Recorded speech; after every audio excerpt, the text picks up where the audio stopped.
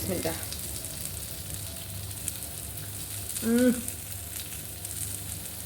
Juicy আছে, juicy, অনেক মজা, আপনারা ট্রাই করবেন।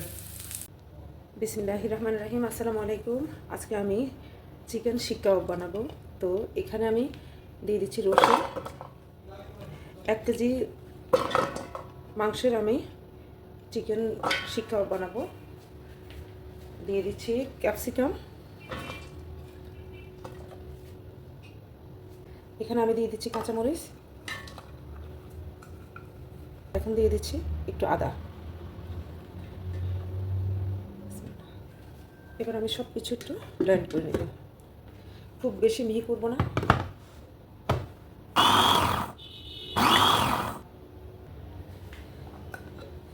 এগুলো আমি মিহি করব না, ঠিক এরকম করে চপ করে নেব। এই যে এরকম এরকম ঝুরঝুরে থাকবে। মিহি করলে এগুলো পানি ছেড়ে দিবে। এখন আমি দিয়ে দিচ্ছি ধনিয়ার গুঁড়া 1 চামচ, জিরার গুঁড়া 1 চামচ, গরম মশলার গুঁড়া দিয়ে দিচ্ছি 1/2 চা চামচ, গোলমরিচটা একটু বাড়িয়ে দিচ্ছি কারণ আমার ছেলে ঝাল পছন্দ করে, এই জন্য ঝালটা বাড়িয়ে দিলাম। চিলি ফ্লেক্স দিয়ে দিচ্ছি, ঝালটা একটু বেশি দিব, 2 চামচ দিচ্ছি। মরিচের গুঁড়া দিচ্ছি 1 চামচ, স্বাদ অনুযায়ী লবণ দিচ্ছি। এই যে ভেজে রেখেছি ছোলার বুটের বেসন, এটা ভেজে রেখেছি। এখন এটা থেকে আমি 2 চামচ দিয়ে দিচ্ছি। বিসমিল্লাহ।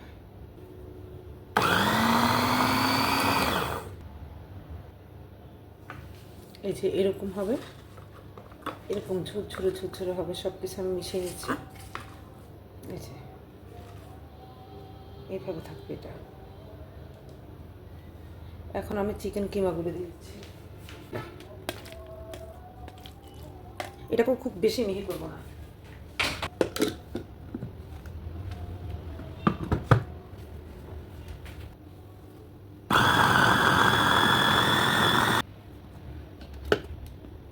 এই যে আমাদের হয়ে গেছে। আমি এটা উঠে বাকিটা দিয়ে দিব। এটা কিন্তু খুব বেশি মিহি হবে না, একটু এরকম থাকবে।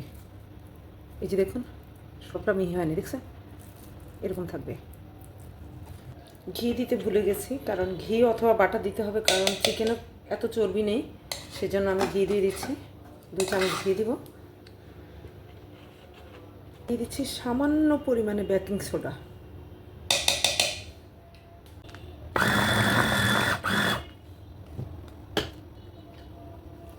এই যে হয়ে গেছে।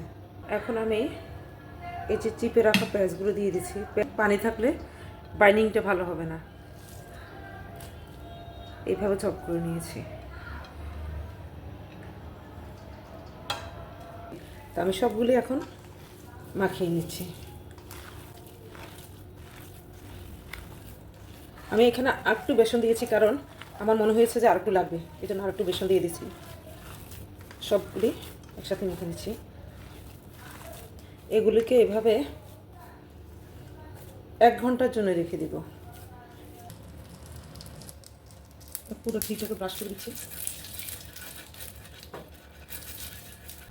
এখন আমি আস্তে করে দিয়ে দিচ্ছি।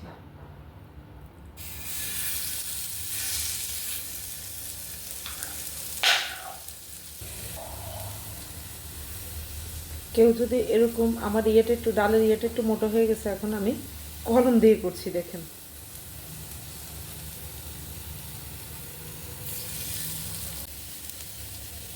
এরকম মোটা করে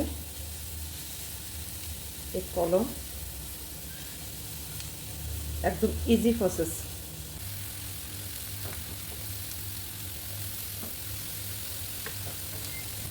মাশাআল্লাহ, আলহামদুলিল্লাহ, আমার শিক কাবাব রেডি।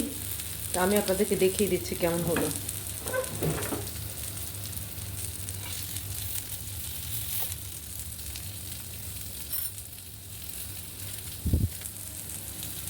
ধন্যবাদ সবাইকে। ভালো থাকবেন, সুস্থ থাকবেন।